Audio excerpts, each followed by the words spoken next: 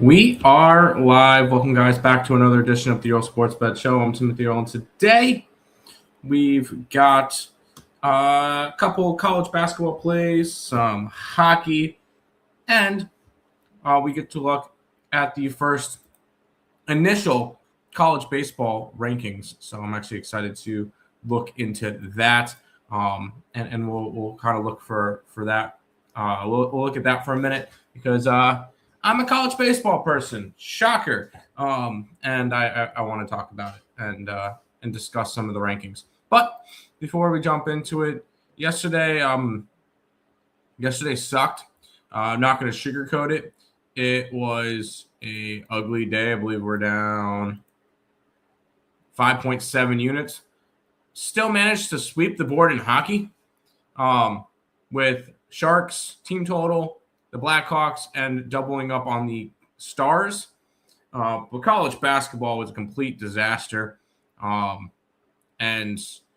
NBA was down because I thought that the Thunder was going to do a lot more than they did, and they did not. The Thunder were awful yesterday. So not really too happy with that. And we'll hopefully try to bounce back today after what was a very ugly day yesterday.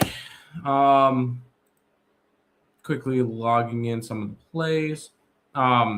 We also have the semifinals, the Final Four of the college football playoff. First game tonight is between Miami and Ole Miss. And I'll talk about that one in just a second. Plays are posted up. All the free plays are always posted on the picks and parlays. They are picks and parlays, but the free picks are posted on my Twitter page at Bets Earle. That's the official Twitter page of Earle Sports Bets. And those get put, plays get put up along with the records, even if the records don't look great at the moment, because I was almost even in college basketball and then two ugly nights, and I'm back down a bunch. But once again, it's one of those things where I have a bunch tonight. I could easily go 10-1 and build it right back up. So I'm not overly concerned about it. We will fluctuate. It will be a roller coaster, and we just go from there because that's the best we could do. That's what comes with betting volume. So there you go.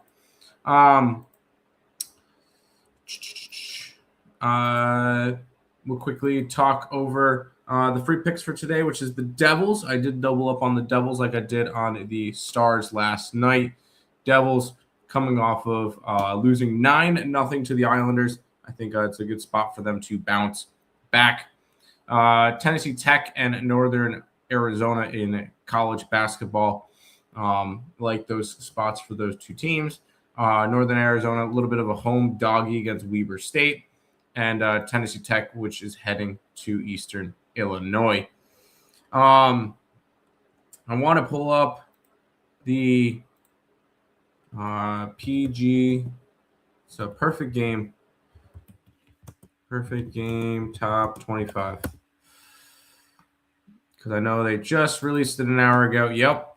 And one thing that you guys are going to be getting from me a bunch come baseball season is college baseball. So right when we get the first rankings dropping, I'm going to talk about it. And we'll quickly tag into them. I'm not going to dive deeply into all these teams right away, just because, hey, it's kind of a lot to look at real quick. But LSU, defending national champions, are going to be at the number one seed, a number one ranking preseason. Makes sense. They won the College World Series last year. I believe they made Omaha the year before, so they've been one of the most consistent teams. Georgia Tech is going to be projected to win the ACC. They're one of two ACC teams ranked in the top 10. Now, they're only one in the top 5, as you can see. Georgia Tech has a lot of bats coming back, and was it Drew Burress is projected to be one of the top guys for the Golden Spikes. Obviously, the Golden Spikes favorite is on the 5th ranked team, which is UCLA, and that's Rock-Chalowski. But number 3 is Tennessee. Number 4 is Alabama. Obviously, these are according to perfect game. They're all subject to change. Tennessee and Alabama. Arkansas. Arkansas should be good again, like they normally are. They'll probably make Omaha. I'll guarantee at least 2 of these top teams are probably making Omaha. It's probably one of either Tennessee or in Alabama or LSU. Maybe Georgia Tech can get in there, but we'll see. Mississippi State, big move up from them because they were kind of a borderline team to make it last year. I believe they barely missed last year, if I remember that correctly. NCAA baseball 2024 bracket. Because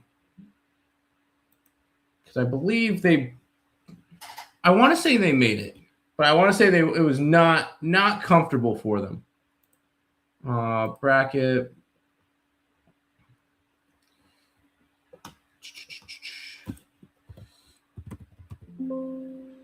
Mississippi State did not make it. Oh, no, they did. Mississippi State played in the Tallahassee Regional. They beat Northeastern, lost to Mississippi State, beat Northeastern, lost to Florida State. So they lost that regional. I think they can come back strong. Obviously, they're a good team. Oregon State made Omaha last year. They were very close to making. Well, actually, no, they were really close to actually being able to try to pull off against Louisville. Louisville came back late in that game, and were able to beat them to knock them out of Omaha. But that was an Omaha team last year, and Oregon State. Texas, always a good team. They were the number 2 team in the nation last year going into the playoff. They lost to UTSA in their regional. So Texas back up there, it makes sense. Florida State was the number 9 last year. They're right back up at number 9. Auburn made a regional. Auburn made a super regional last year after winning their regional. They lost to the runner-ups in Coastal Carolina.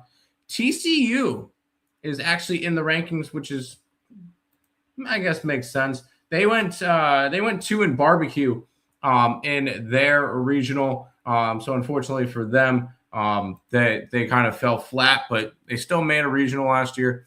Made sense. Florida. Who did Florida lose to in the regionals? Oh yeah, East Carolina twice. That was beautiful. Even though ECU did not make it out of the regional, but we'll talk about them in a minute. Florida up at number 12. Oregon up at number 13. Solid squad. They brought back some big pieces from last year, and they got to host a regional. Obviously, they went 2 in barbecue. They lost to Oregon. They lost to Utah Valley in Cal Poly. In what was a very weird regional where Arizona made it out. Arizona didn't end up making Omaha, so that was kind of big. Virginia back up in the top 15. I believe they hosted as well last year, if I remember correctly. You know what? Virginia might not have made it last year. I don't see Virginia in here. That was West Virginia. No, Virginia did not make the tournament last year, so that was interesting. Oh, yeah, that's right. They had a really rough year last year. Georgia, number 15. I like their squad. They're gonna have a bunch of big boomsticks, and they're gonna be able to hit. Pitching's gonna be a problem for them. They did make a regional last year. They lost, I believe that was the Duke regional. Yeah, they end up losing to Oklahoma State in the Duke regional, in their own regional. That Duke ended up winning. Louisville 16 could be a solid squad in the ACC. Coastal at 17, runner-ups from last year. They bring back a pitcher. So when we're betting college baseball this year, there's going to be a pitcher that you're going to look out for. His name is Fluky. He is the ace on Coastal, and we're going to be betting Coastal pretty much every single Friday night. He is one of the top pitchers in college baseball. UNC up 18, makes sense. Vanderbilt is always up there at number 19. They're always in the rankings in some way, shape, or form. Clemson up at number 20, finished out the top 20. And then the bottom row, Santa Barbara, solid squad out in the Big West. I'm excited to see what they've got. NC State way too high. I hate them. Anyways, Southern Miss, always a solid mid-major team. So I do like Southern Miss. Miami is going to be number 24. And rounding out the top 25, it's my East Carolina Pirates. Love to see it. They lost in their regional against Coastal last year. They bring back a bunch of pieces, including Braden Burris, who led the team in OPS. They brought back Austin Irby. They bring back a bunch of that lineup that really was starting to click once they got to the AAC tournament. They're also bringing back Ethan Norby, who could possibly be a projected top 2 round pick. And Sean Jenkins stayed, and they've got another young freshman coming up. The pitching staff's going to be really, really good. Nick Moran's going to hold down the bullpen like he did last year.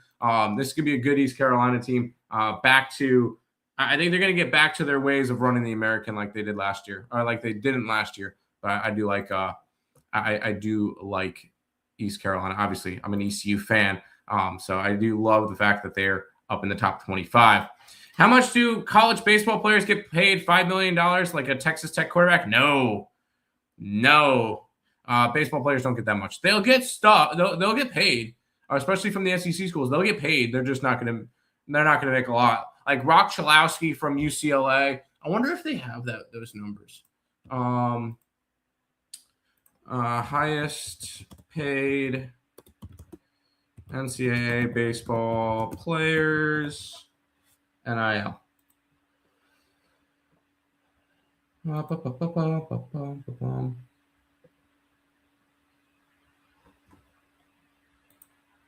I want 2025. Nope, that's the Chase Laviolette was a big one last year. Cags got a bunch. But like Tommy White, remember Tommy Tanks? For LSU, consistently high ranked with variables exceeding $1 million. So he did make over $1 million. Some of the players will, just not a lot of them. D1 top 15, highest paid. All right, they're not gonna tell you the amount that they're making. But the top guys this year: Trey Morgan, Enrique Bradfield Jr., Cam Thompson, Cags, Moore. Those are all. That's all time. All time biggest ones, but like some of them can exceed over $1 million, but nobody's making $5 million like in college football. Where's ASU? Unfortunately, ASU's not.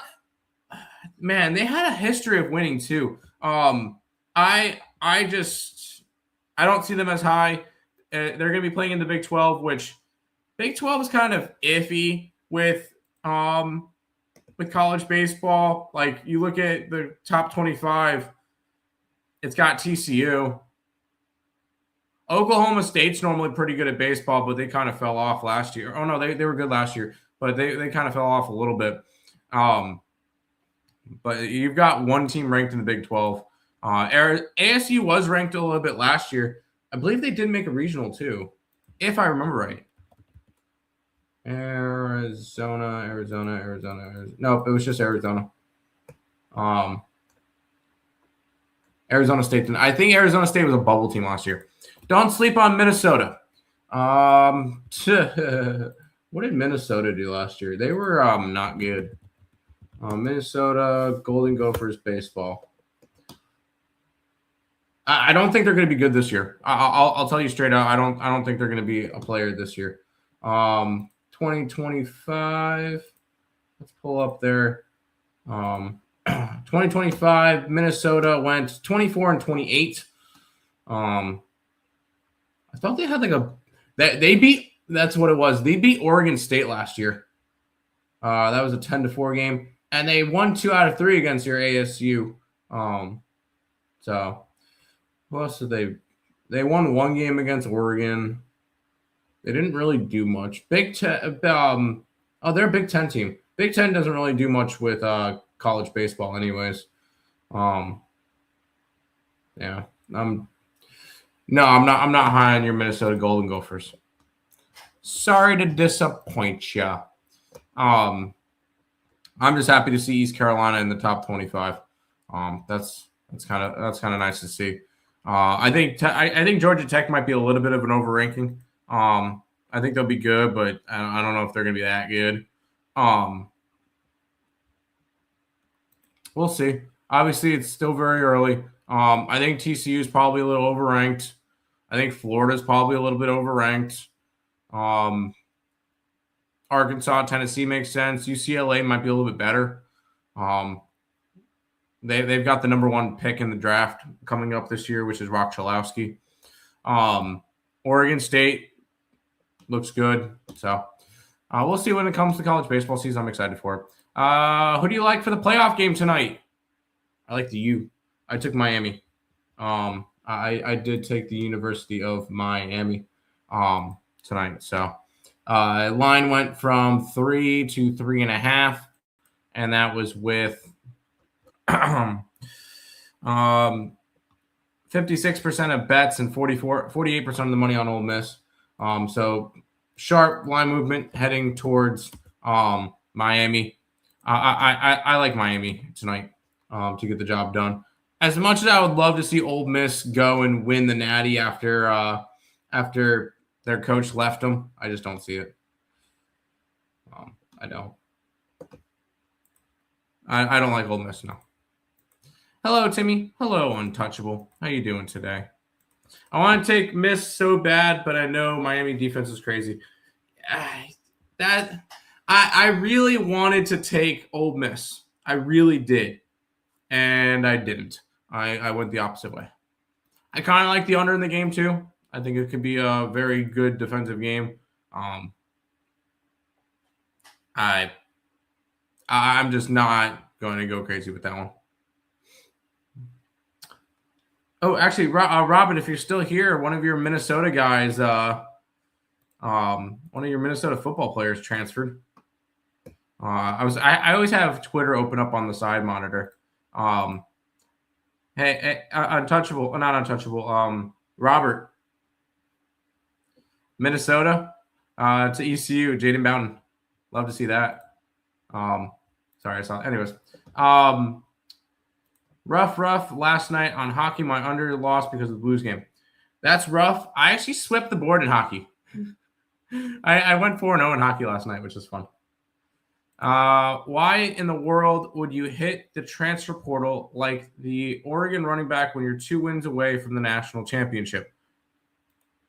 Are you kidding me? Did he actually? That's kind of pathetic.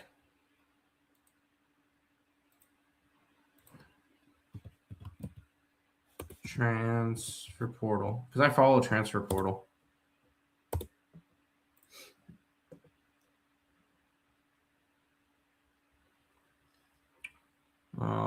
Wisconsin's running back. UCLA's defensive tackle goes to Nebraska. Guy from Texas. Guy from Georgia Tech. Guy from wide receiver from Georgia Tech goes from Georgia Tech to Georgia. That's pathetic. Lagway goes to Baylor. Who cares? He goes there. Who cares? When did the Oregon guy go?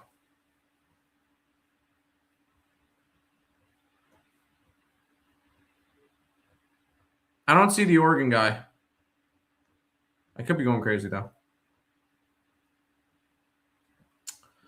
Swimming with the Sharks, third period live was good. There you go. Love it. NIL and transfer portal killed college football. I could not agree more.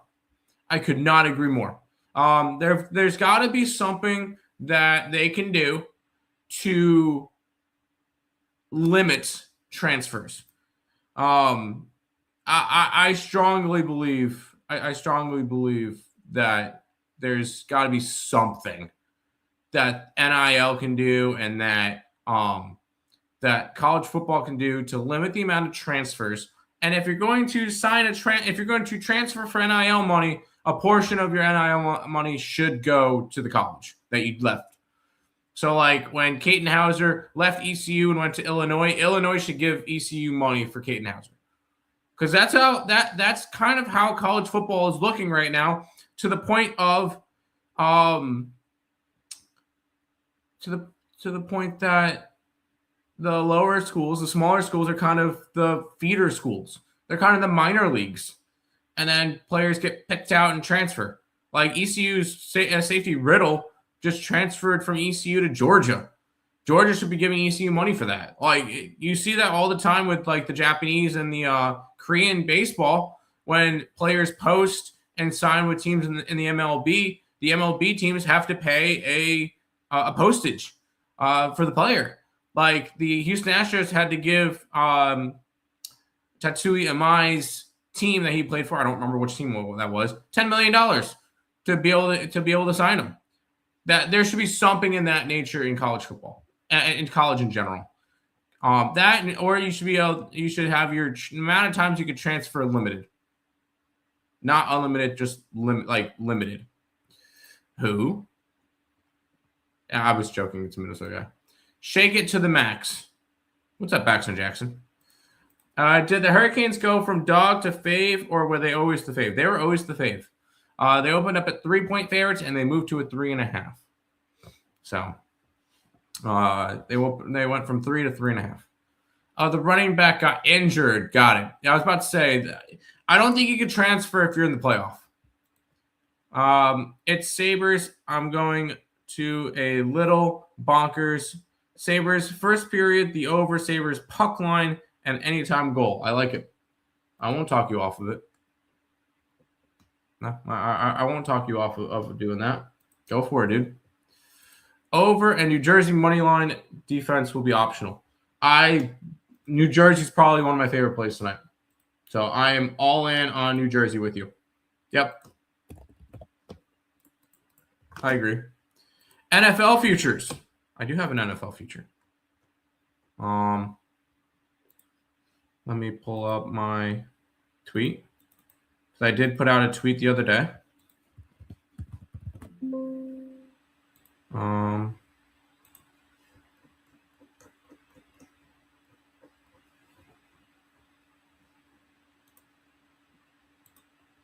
Make sure you guys. Oh no, I don't want to invite. Make sure you guys check out my Twitter page. But I'm on the Bills. I took the Bills. If the Bills can't get the job done with no Lamar and no Lamar, no Burrow, and no Mahomes in the playoffs, yeah, that's gonna be a problem. That would be a problem. Bills Mafia. Yep. Packers. Yep. I'm already on it. I'm already on the Packers. I haven't put any plays up yet, but Bills, Packers. Quick run through. I don't know if I'm touching that Rams-Carolina game. If anything, it's Carolina plus the points, but I just don't really want to do anything with that one. Packers, Bills. I'm probably going Philadelphia.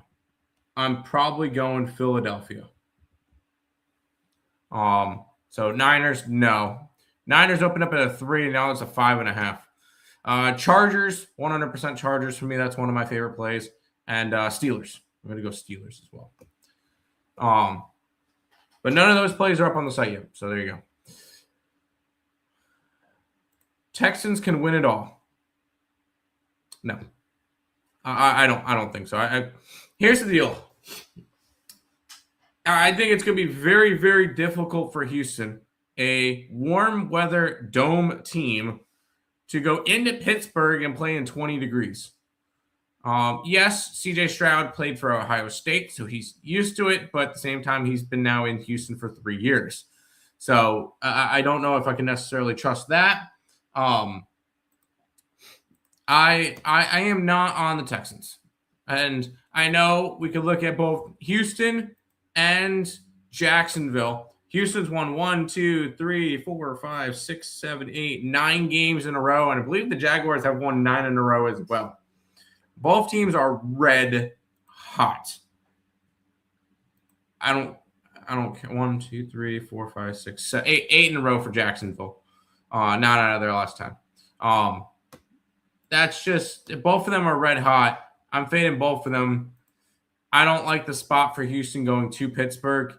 And if Jacksonville was as good as they were, as good as everybody says they are, then they would be favored at home. That if they're as good as they say, they should be favored at home. I believe that.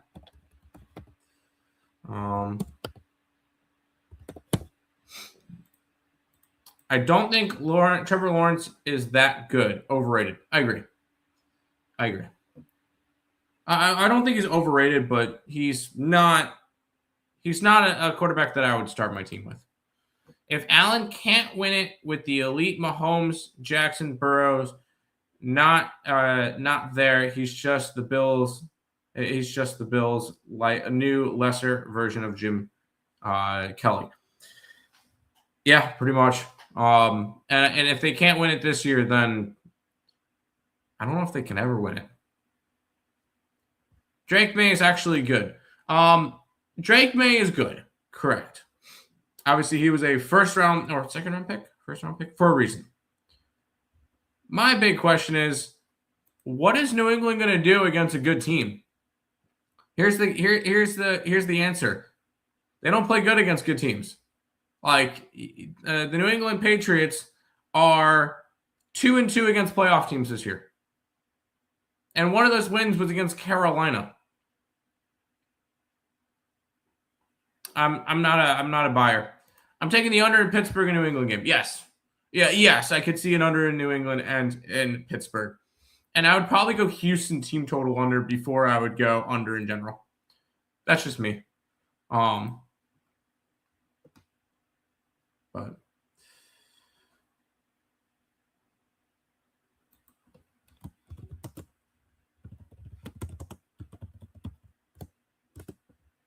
sorry, it's responding back to Terry for something.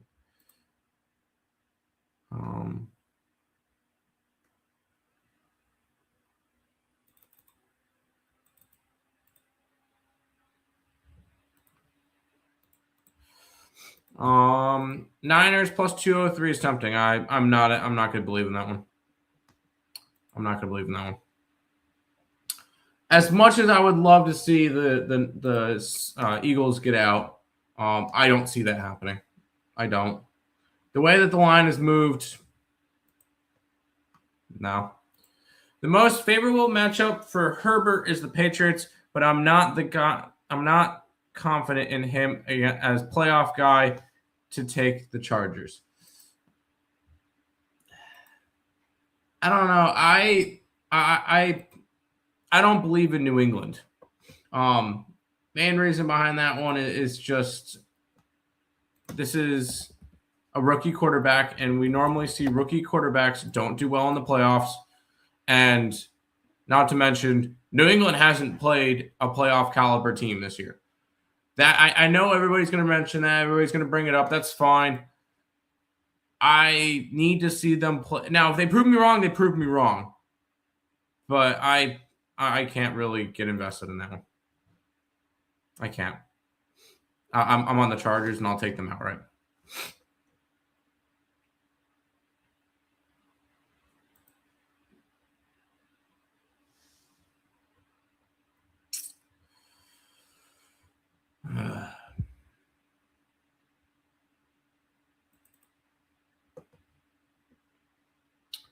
But that should pretty much wrap it up for today's show.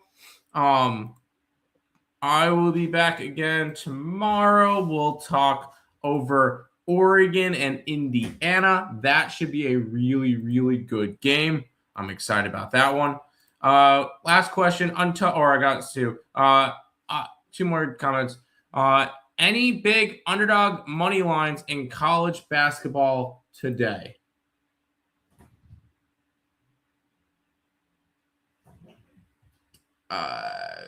Texas State. I think Texas State might be a good one. They're only 4.5-point dogs. Who got the first round bye? Seattle and the Broncos. Yes, Seattle and the Broncos. But that's going to do it for this edition of the Earle Sports Bet Show. I'll see you guys tomorrow. Peace out. Stop Geo.